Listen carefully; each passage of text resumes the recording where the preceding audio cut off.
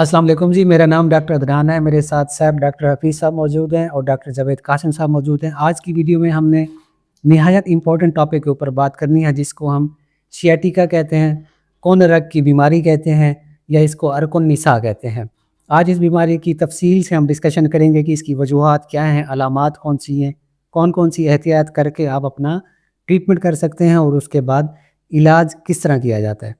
तो सबसे पहले हम वजूहात देखते हैं कि जो कुन रग का मसला है वो होता क्यों है। उसके लिए सर हफीज़ साहब बताएंगे। सबसे पहले तो इसमें आ जाता है डिस्क हर्निएशन हो जाता है, पेरिफॉर्मस सिंड्रोम आ जाता है, और फीमेल में प्रेगनेंसी से भी हो सकता है, या कोई उनको इन्फेक्शन हो गया, और मेल फीमेल दोनों में टीबी हो गया कोई यानी इन्फेक्शन, उसकी वजह से यानी हमारे बेसिकली जो वर्टिब्रा के साथ साथ इलाका है वहाँ पे अगर किसी किस्म का कोई प्रॉब्लम हो गया, कोई डिस्क हर्निएट हो गई, तो उसकी वजह से ये काज़। इसके अलावा सर किसी का कोई एक्सीडेंट या ट्रामा हो जाता है जी, इसमें जो मेजर मसला है वो ये होता है कि जो दो वर्टिब्रा हैं हमारे, ख़ास तौर पे L4, L5 और S1, इनके दरमियान का जो गुदा होता है, डिस्क होती है, वो बाहर की तरफ आती है। जब बाहर की तरफ आएगी तो नर्व है वो इंट्रैप हो जाती है, उसका रास्ता तंग हो जाता है। अब उसी नर्व ने सारे हमारी जो लेग्स हैं उसको नर्व सप्लाई नीचे आ रही है, नीचे नर्व जी, सियाटिक नर्व पूरी जो है ना उसका जो काम है वो ख़राब हो जाता है। वो सेंसिटिव भी है और मोटर भी है। तो उसमें क्या होगा, फिर आगे अलामात की तरफ हम जाएंगे कि इसमें फिर कौन कौन सी अलामात आती हैं, वो डॉक्टर जावेद साहब बताएंगे। जी थैंक यू अदनान भाई, आपने जो क्वेश्चन किए, आप जो डिस्कशन कर रहे हैं ये बहुत ज़रूरी है, क्योंकि आजकल हर दूसरा तीसरा चौथा पांचवा बंदा इस चीज़ के अंदर मुतासर हो रहा है। सबसे ज़्यादा होते हैं वो लोग जो हैवी वेट उठाते हैं, उसके बाद जो ऑफिशियल वर्कर हो गए जो एक चेयर पे यानी कि जाते हैं और उसको अपना सब कुछ बना के बैठ जाते हैं। उसमें क्या होता है, जो हमारा कोला पड़ा हुआ है ना, यहाँ पे जब दबाव आएगा, सियाटिक नर्व यहाँ से सियाटिक फोरामेन से गुजर के जा रही है, ठीक है, वहाँ पे जब दबाव आता है तो क्या हो जाता है, पहले पहले वहाँ पे नमनेस आएगी, यानी कि महसूस ऐसे होता है कोई चीज़ कीड़ियों की तरह चल रही है। उसके बाद दूसरा जो आ जाता है लोअर बैक पेन, यानी कि बैक की पिछली साइड पे, यानी कि कोले से थोड़ा सा ऊपर, यानी कि निचले हिस्से पे वहाँ पे पेन होगा, और सवेर वाला पेन होता है, बंदे बर्दाश्त नहीं करते, और वो पेन नीचे जो फिर टांग की तरफ जाना शुरू हो जाता है। अच्छा, आप अक्सर बंदे जिनको सियाटिका चल रहा होता है ना, थोड़ी बहुत लड़खड़ाहट यानी कि टांग जो है ना ऐसे महसूस होता है कि सही तरीके बंदा उठा नहीं सकता, क्योंकि सेंसेशन और मोटर जो है ना दोनों डैमेज हुई पड़ी होती है। इसी तरह burning electric shock like sensation होती है, वो टोटली लेग के अंदर आपको महसूस होती है, यानी कि पीछे से स्टार्ट होती है और निचले हिस्से तक जा रही होती है। जो आपकी बात ठीक है, सुन पहले सबसे पहले सुन होता है, सुन होगा, फिर ऐसा उसका पेन आ जाएगा, प्रोसीजर बढ़ता जाएगा, तो इसका प्रोसीजर जो बढ़ता जाएगा। उसके बाद मसल वीकनेस स्टार्ट हो जाती है, यानी कि मसल वीकनेस जहाँ जहाँ से एक ना किया जाए तो मसल वीक हो जाएगा, जहाँ जहाँ से क्रॉस करके जा रही है वहाँ नजदीक नजदीक वाले सारे मसल जो है वो डैमेज हो जाते हैं। उसके बाद है लोअर लिम ड्रॉप, यानी कि जब आपका सियाटिक नर्व डैमेज होगी तो आप भाई ऐसे ही है, जब ज्यादा सवेयर होगा तो फिर जो लिम्फ जो है ना वो ड्रॉप हो जाएगा। उसके बाद है कंट्रोल, जो बावल के ऊपर यानी कि पखाने और पेशाब के ऊपर आपका जो कंट्रोल है वो लॉस हो जाएगा, यानी कंट्रोल ही बंदा खो देता है।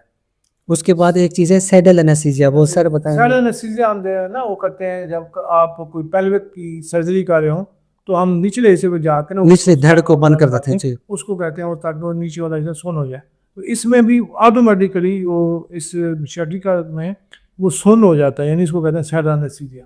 सही बात है। अच्छा अदनान भाई, ये तो हो गया हमारी अलामात। इसके बाद अगर हम इसके इन्वेस्टिगेशन की तरफ जाएं, कौन सी इन्वेस्टिगेशन है जिससे हम पिक कर सकते हैं कि हमारे पेशेंट को जो है सियाटिका हो चुका है।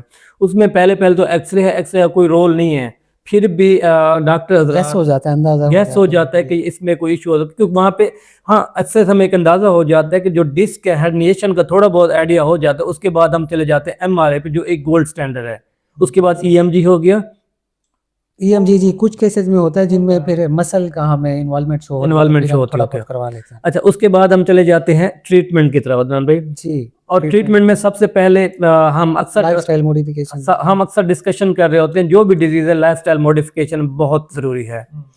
उसके ऊपर जब आप बैठते हैं, जो ऑफिशियल वर्क है उनका पोस्चर अच्छा होना चाहिए, किस पोस्चर पे आप बैठ रहे हैं ताकि आपका ज़्यादा दबाव ना पड़े। जब आपका दबाव पड़ेगा तो मसाइल, पहले तो आपने इसको सेट कर लेना है, उसके बाद डिस्क पे दबाव। अच्छा, उसके बाद आपने लंबर सपोर्ट लाजमी लगानी है।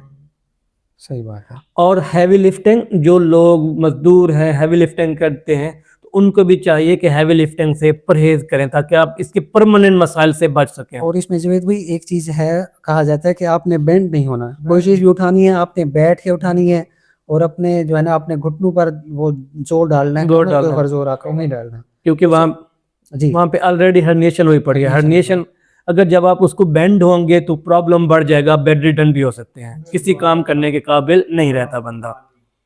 अच्छा, उसके बाद आ जाती है फिजियोथेरापी। फिजियोथेरापी का बहुत अहम रोल है शियाटिक नर्व के, शियाटिका के अंदर। उसमें हमने क्या करना होता है?